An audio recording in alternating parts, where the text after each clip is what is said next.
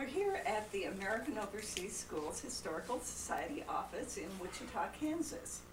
Today is October 6, 2004.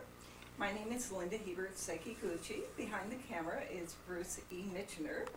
We are here to visit today with Scarlett Rehrig.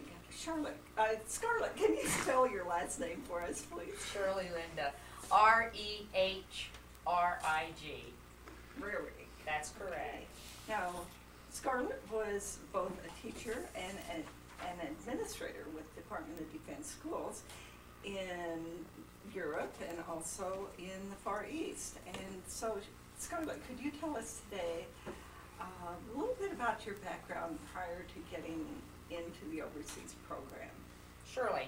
I'm from Pennsylvania, from Allentown, and I grew up there, went to public schools there, attended college in Pennsylvania, and had an opportunity after I graduated from college to move to Pittsburgh, Pennsylvania, and got my master's degree at University of Pittsburgh in educational television.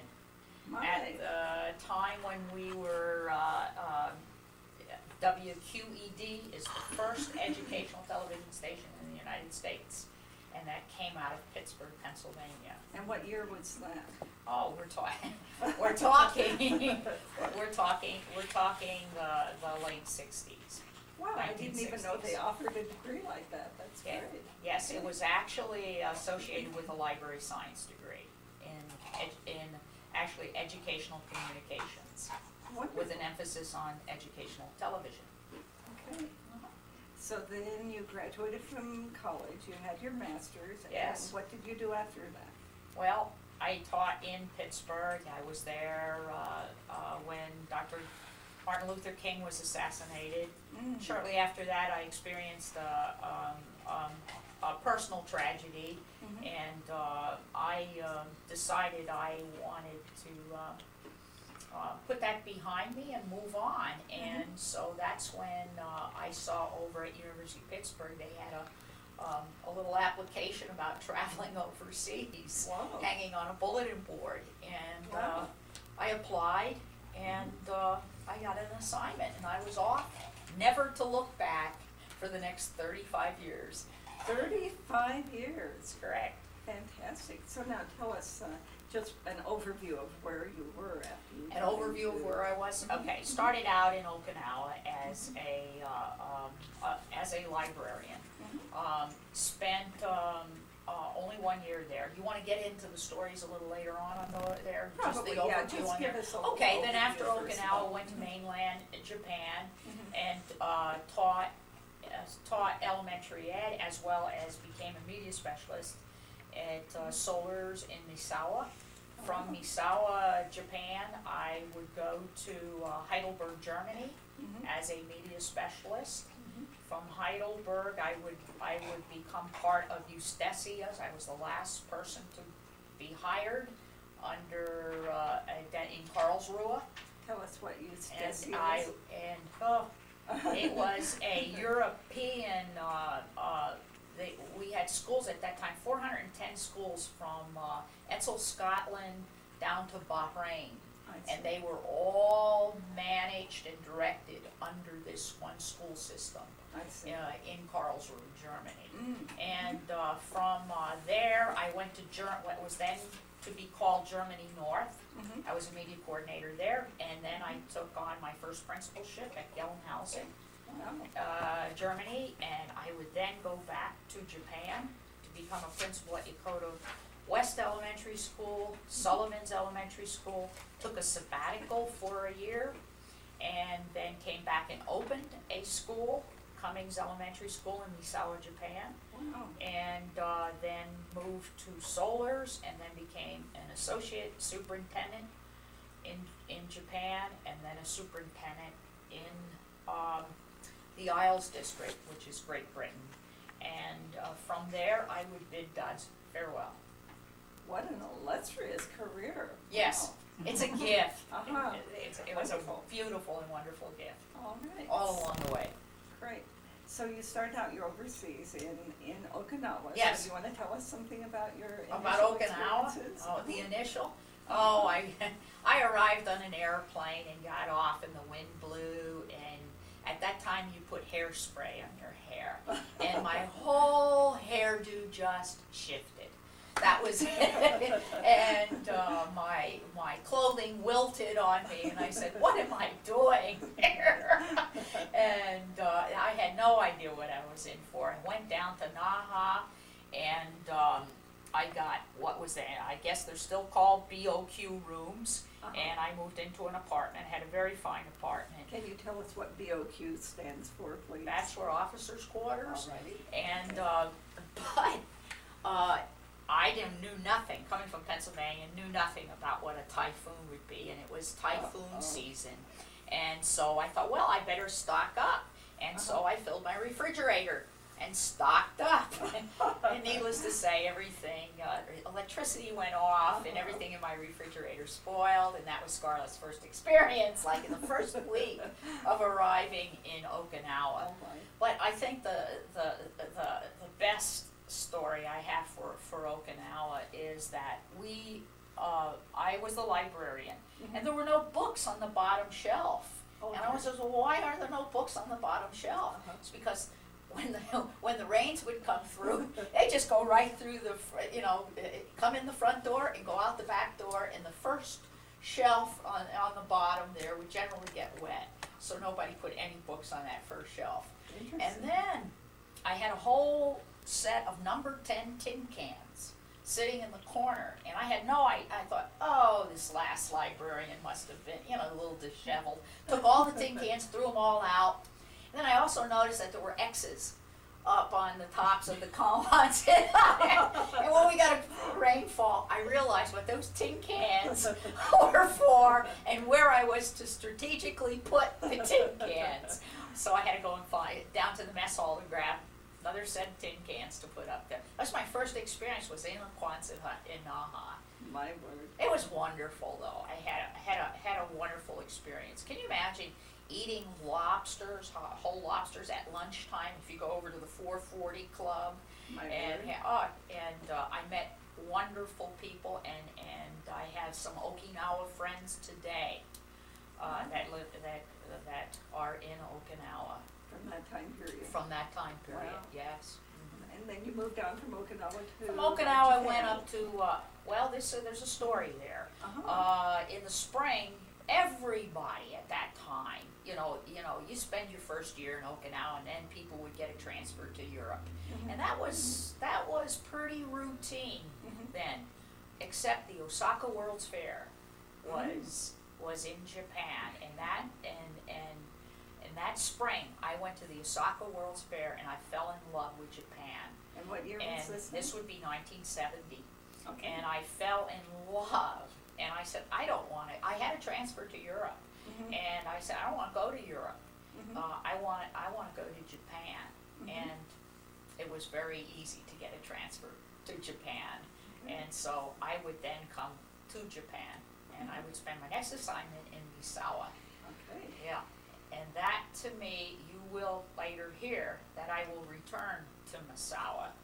And in Misawa, I made probably, there are finest set of friends that are still to this day my colleagues. Wow. And we would become principals, John Blum, Terry Giles, Dick Denda, Nancy Noonan. We are all very close. We're family, and have been ever, from those days in Misawa. Now, was Misawa And, kind of isolated then? Very isolated. Uh-huh. It's in northern Honshu. It is the most northern. At that time, when I was a teacher in Misawa, we were the dormitory for Wakanai and Shitoshi up in Hokkaido. We Wow. had we had some of the teachers who were actually dorm counselors in Misawa. And guess what we all had? We all had dirt bikes, and our big activity on the weekend was to head out on Yamaha dirt bikes with helmets and head out into the logging roads and explore Japan. Wow. And we'd get all dusty and dirty, and then we'd stop at a Japanese inn, and we'd have our bath, and we'd have our dinner, and stay overnight, next day get up and try it again. It was Now, wonderful. was this mountainous, or Yeah. what kind of terrain did you Very, have there? yeah, very mountainous. It was also there that I became a better skier than I had been before, and that I would ski quite a bit. You know, when the winter would come, I would do a lot of skiing. Yes, Anywhere we near taught. Sapporo? No, I'm No, not. This is the no, northern no. part Okay. of the main island of Honshu. Sapporo does play a role in my life. Mhm. It is 1972, and the Winter Olympics are in Sapporo. And we got 3 days off from school in order to go to Sapporo Fantastic. Wow. to the Winter Olympics. Uh-huh, And I can remember having an orange ski jacket with brown pants. Mhm. And when I got to the Olympics, the German team had orange jackets and brown pants, and everybody, all the Japanese people asked me for my autograph, and I was very willing to give it. They didn't know the difference, right? No. Did they speak in German? No, they spoke in Japanese, and probably to this day they might bring out, oh, I have a signature probably from a German Olympian. What fun, what fun. Yeah. So now you had some other things about Misawa. Yes, the other things that I have about Misawa, I will save until we return to Misawa years later. Okay. But this would be the start of a great love affair with a country that is very, very close to me to this day. Wonderful. Yeah. That's great. Beautiful. So now from Misawa you did what? From Misawa, I moved to Heidelberg, Germany. Mhm. And I started out as a teacher, but for only a few months, and then I became a media specialist. Mhm. And it was here that I began, though I had the love affair for Japan, is that I had a mentor that would stay with me for most of my professional career, and that was Lee Davis, was Wow. my principal at Patrick Henry Village. Fantastic. And a lot of wonderful things happened to me at that school. Mhm. And I had an opportunity then to look at leadership roles in media. And I would begin, we would coordinate during those years in Heidelberg. We would coordinate the building of the new middle school at Heidelberg Middle School. Oh my. And so I was very instrumental in building and working with a brand new media center Wow. there at the middle school, and actually was assigned to both schools later.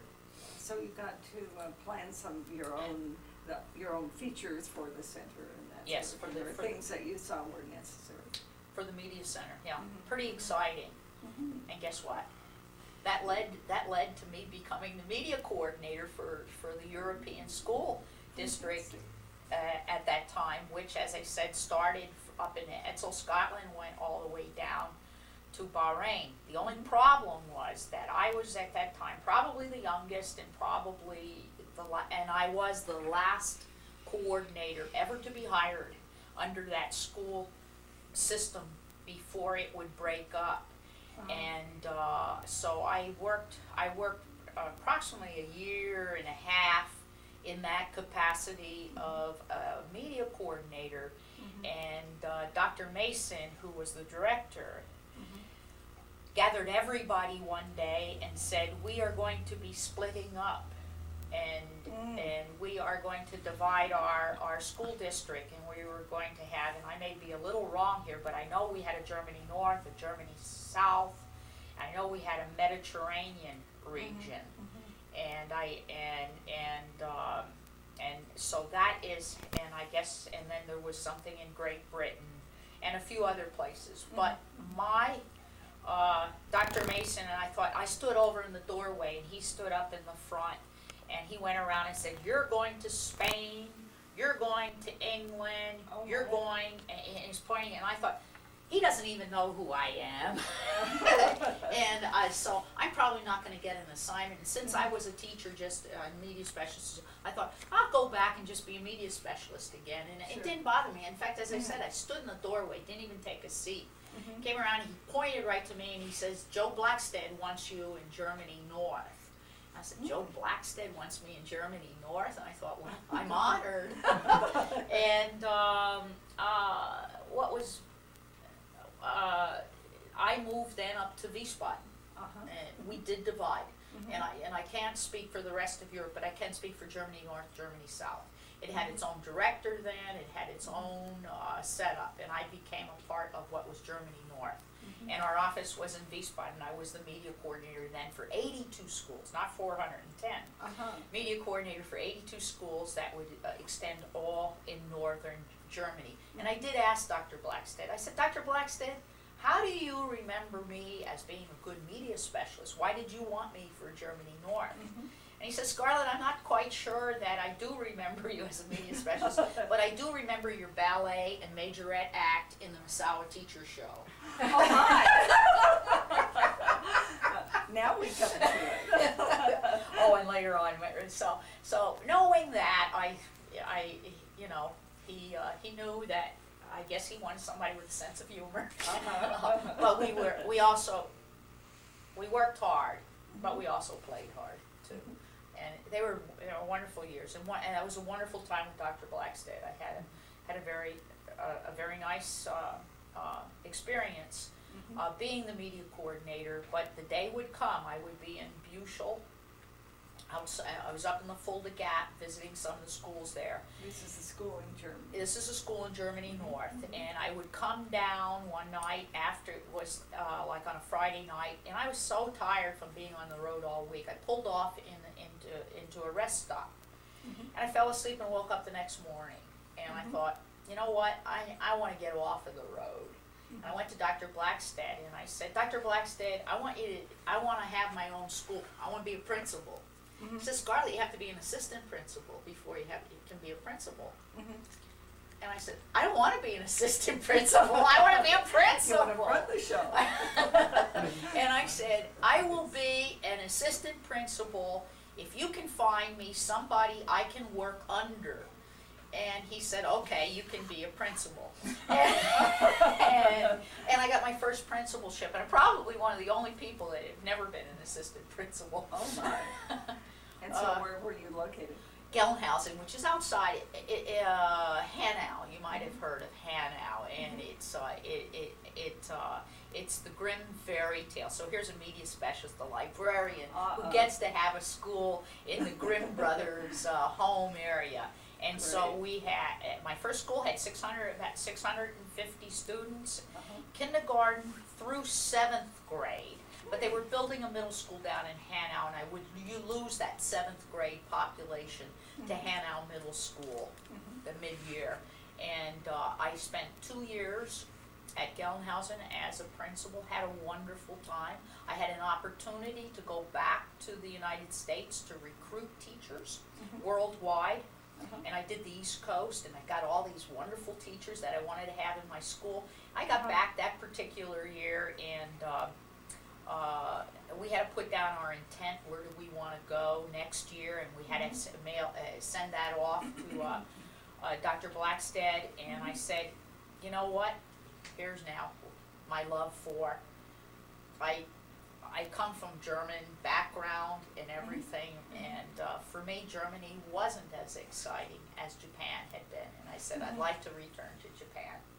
And so that would be it. I would bid Germany farewell. And I then moved to the principalship at Yokota West Elementary School. Okay, now how many years did you have in Germany? When you look at the whole, you can almost divide in half, that I spent as many years in Europe as I spent in Japan, and I spent 15 years in Japan. Wow, okay. And spent about the same then in Europe. Wonderful. Yeah. Okay. I'm at Yokota West now. Okay. And I loved it. Bought a brand new Mitsubishi Pajero car, and I had a wonderful, I had a jewel box of a school. It's a gorgeous school. It had been built with bamboo and tatami mats. Wow. It was just a wonderful school, and a wonderful staff, wonderful children. Children are wonderful all the time and everywhere. That's never an issue. They were always, but it was a grand opportunity. It was also a school that had a lot of pranksters. Okay. So I was able to give them a little bit of their own medicine back and so we would play jokes on one another. But the best joke that they did on me, here I buy this brand new car that I just told you it's Mitsubishi, and this one particular day, I don't know if you know anything about Yokota, but you have to travel across Route 16 to get over to the base. The West School and a housing area, across the railroad tracks, across the highway, and all. So when I came out of the office, this particular brand new car, I go into the front of the car. I don't have to go around to the back of the car at all. And I get into the car, and I'm crossing right at the train station. You have to stop right before a railroad track. And person behind me's flashing their lights, and I'm thinking, what are they doing? I didn't pay much attention. And then I had somebody else that beeping their horn and trying to get around, and I didn't know what's going on. So now I've crossed the base, I'm onto the base, I'm going to the post office to get my mail. Somebody comes around the front of me, stops the car, and I stop, and he gets out of the car, and he says, I'll take it. And I said, you'll take what? He says, the car. Teachers had put a for sale sign, cheap, in the back of my brand new Pajero car, and I didn't see it. and so I said, it is not for sale. Great humor and all. Children would love to play tricks also. And you can handle that. The best one was that I said that if you reached a certain goal in reading, the class that did it first, I would teach that class for 2 days, and they knew that I was not a primary teacher. I was more an upper grade. Well, they all got together and just made sure that the kindergarten teacher won. I had to do kindergarten for 2 days, and I'm going to tell you, everybody looked in on that class, watching Scarlett teach kindergarten for 2 days. Now, how many students did you have at that school? About 550, at Yokota West. I would then go I would be assigned to the largest elementary school in the world. Wow. And that would be Sullivan's Elementary School in Yokosuka, Japan, at that time. At that time. What was its size?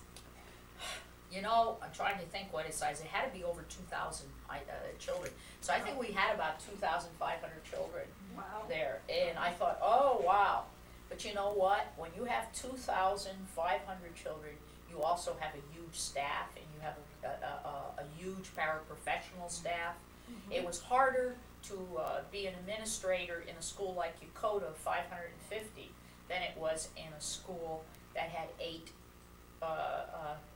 third grades. Now or 9. Why?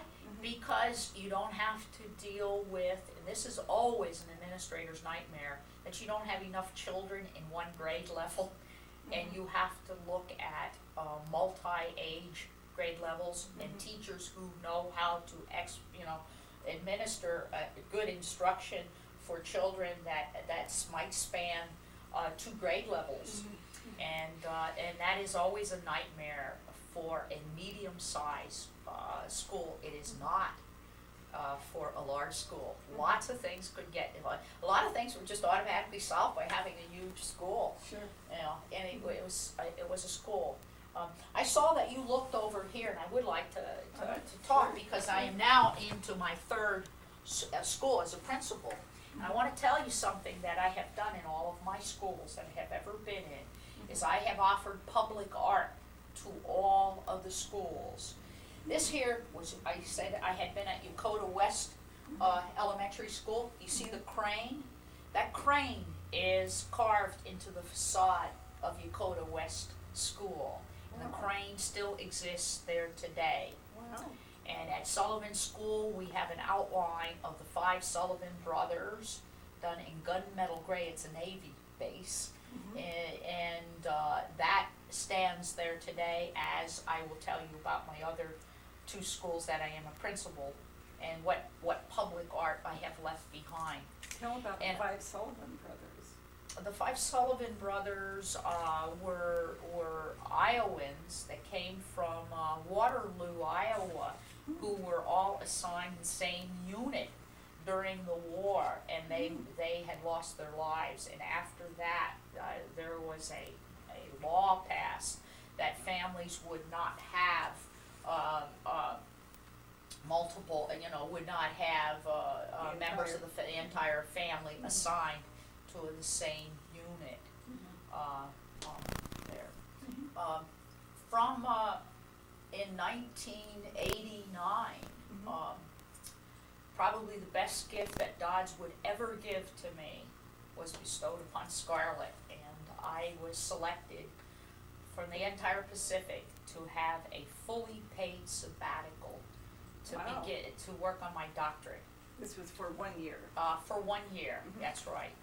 And so I was excited. I had to gather my transcripts, get my resume, apply, and then I'm thinking, what happens if a university doesn't want me? And I applied to 5 universities just to make sure I was going to get there. And Iowa State University came through first, and I would love Iowa State. It was a wonderful institution. I would get my doctorate from Iowa State, and it was Dodds that paid for that bill. Wow. And isn't that wonderful? Great. And yes. And then I think I told you earlier that Lee Davis would be my professional mentor probably my entire career in Dodds. I would do my dissertation on the mentoring function for novice administrators. Fantastic. Yes. Yes. So Lee figured very well into that. Yes. Yes. Okay. All right. All right. Well, what's still moving along here. From Yokosuka, at the time the Midway was assigned to Yokosuka, and a lot of the Navy would be deployed for about half. The Midway was an aircraft carrier, and that's where the majority of the population came from there. And now I would go on my sabbatical year to Iowa State. When I came back, I knew there would be a new school built in Misawa, in the very area where I used to steal Christmas trees when I was a beginning teacher in Misawa. John Blum and I would go up to get the trees out of that area. And I knew there was going to be a brand new school there, and I wanted to be its principal. Because now I had the theory, and now I would have the practice, cutting edge at being at Iowa State and coming into a school with a staff and just everything new, and doing its beginnings, its mission and belief statement, and it would be another love affair for my 2 years at Cummings Elementary School. And since we were first there, I took an idea that Jim Linz had at in a school that he was in Wiesbaden, and the public art would continue there, where every child, every faculty member, everyone at Cummings Elementary School would have a tile, and it would they would paint this tile, and we had the contractors preserve the entryway to put up those 550 tiles of all the children and the faculty members. It is there today. Great. And if you go out onto the website, you see that, and it's all. And we buried a time capsule, and that was our beginnings. So I opened. Who else had an opportunity to open? How many people get an opportunity to open a brand new school? That doesn't happen too often. And working out all those bugs. Yeah. Oh, it was great. I had So I would spend 2 years at Cummings Elementary School, and then this was K through. It was actually pre-K. At preschool for children with handicapping conditions, they would start at 3 years old there. I see. And that was the PSCD program. And so we did have children from 3 years old all the way up through 6th grade. Yes. Then I would go down to the main part of the base, where we had a much larger elementary school, and I then would become the principal at Solers Elementary School. And we had, if you're ever familiar with Japanese literature, you will know the word ano. Anno had would do children's books, and he had a journeyman in his pictures. It was sort of like Where's Waldo, and you had to find the journeyman. Well, we had a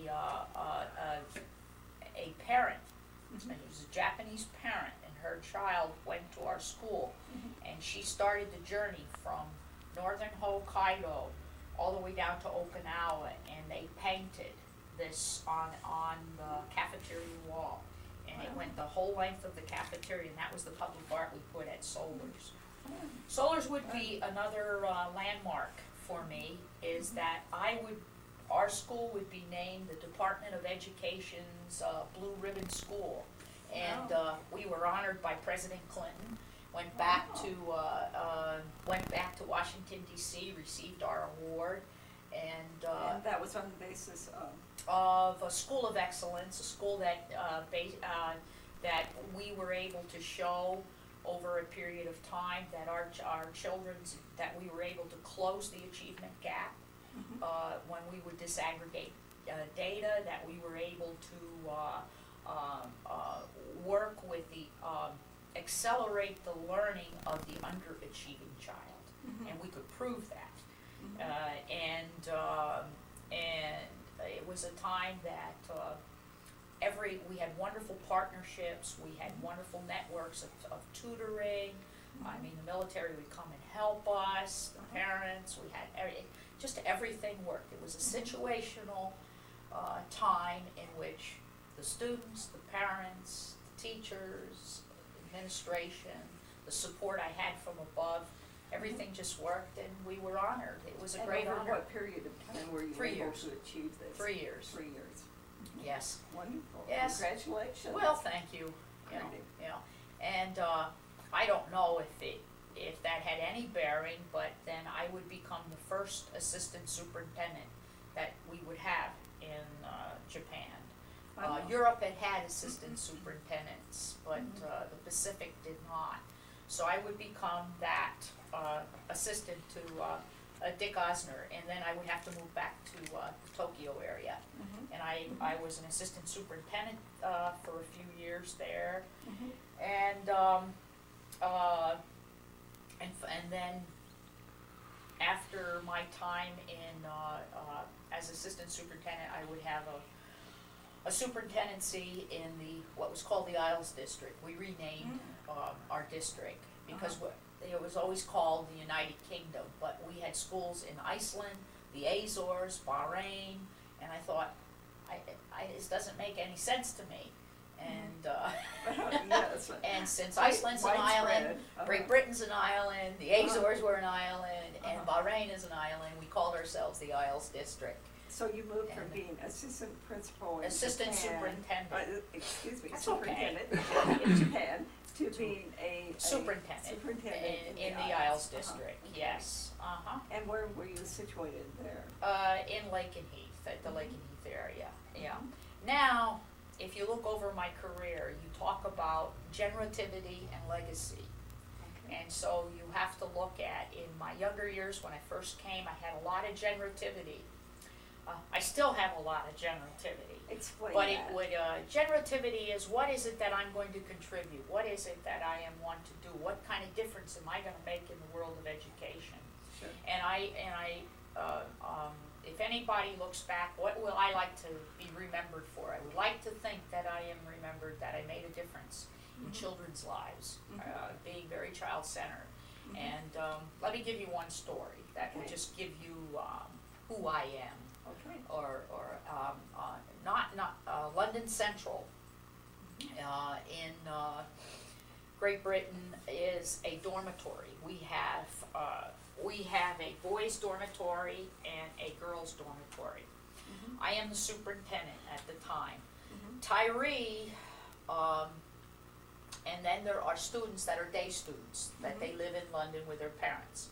The kids that live in the dorm come from all over Europe and Africa, where we have no high school, and yet we're a Department of Defense, or we have military, but we have no place for the children to go to high school. So they go to high school from grades 9 through 12 at London. The boys had been out downtown London and had been caught with a drug problem. And the day, this was on a weekend. Now, on a weekend, parents are responsible for their children. So here are the day students. There would be no punishment in school for what would happen with the day students. Right. But Tyree was a dormitory student. And Tyree, his mother was assigned to Amsterdam. She worked at the port in Amsterdam. There was very little there. And Tyree was to be expelled from the dormitory. Now, if Tyree could find a family to live with in London, he could continue to go to school as a day student. But because of we are the surrogate parents, 24 hours a day, and Tyree had, and no, what Tyree did was wrong. It was his first offense. And Tyree was a senior. Oh my. And Tyree was also an AB student. Tyree came from a family with limited means, even though they were military, a single parent, African American student. Nobody would take Tyree as a day student, except the assistant principal, Billy Rainey. And Billy Rainey said, Tyree, you come live with me. You're going to have to follow the rules. So Tyree, he is now there as a day student. So now the teachers do not agree with Scarlett. When it comes to another seat, it comes now, this happened in the fall, and now we're going to start basketball season, which is 3 months later. And the teachers all argue with me that Tyree should not be allowed to play basketball. Now, Tyree probably, if he is going to make it into college, needs to have the help of a scholarship, and he is an athletic student. Tyree wants, and he's a good student, and we're hoping that he could get his scholarship, but he really does need to play basketball. And the base commander and Scarlett went to a faculty meeting. We stood up and I said, folks, you need to get over this. Tyree's going to play basketball. You're going to support him. And he is going, he's going to graduate from London Central having done the sports program. Not that semester in which he had his drug problem, but then the next semester, and he did. I was not very popular with the teachers for a while, but I have tried always to make my decisions in the best interest of students and their learning. Tyree is now a junior, and I get a report from Mom and Tyree. And he is a junior on a full scholarship in college. Fantastic. And maybe those opportunities may not have been there for him had we not made a decision. And I guess the other thing is that education is laced with ambiguity, and you must always preface everything with "it depends" on there. So now we have the generativity and the legacy, and I'm at a point in my life saying that I think I have a legacy that I have left behind, and I am now ready to start a new part of life and having a generativity now to go off to do something different. Wonderful. So yes, I would have my retirement farewell in King's College in Cambridge. Wow. It was a great honor to have that. It lasted for a full weekend. Everybody had a wonderful time. But to leave the Department of Defense Schools where Newton had graduated from, and it was wonderful. So there's the gift. There's my gift. Fantastic. Now you Yes. had a little book here. Oh, I had a little book, and you asked about this book. What is this? Is a book for this year. But I want to tell you, for all the 33 plus years I have been in Dodds, I have a journal. Wow. This is my journal. And so I do have 33 journals on my shelf at home Whoa. that I have to start to record and report. But this is my journal for this year. And so I just wanted to share. Oh, here's one that maybe I can. I still have correspondence with an artist in resident that would come to all of our schools in Japan, and it was a origami paper folder. Wow. And he was a paper craft man, and then this is what he sent me this past year, which is just as you can see, sort of an angel here that he sent to me, and so it is in my journal for this year because he just sent it to me this past year. Very appropriate. I'm Yes. sure that you are remembered as an angel among many people. Oh,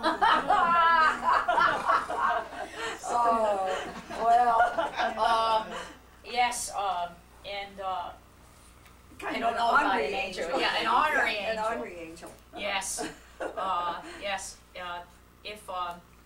If I had to leave this interview with any words, I would like to just say that I hope that I never reach my destination.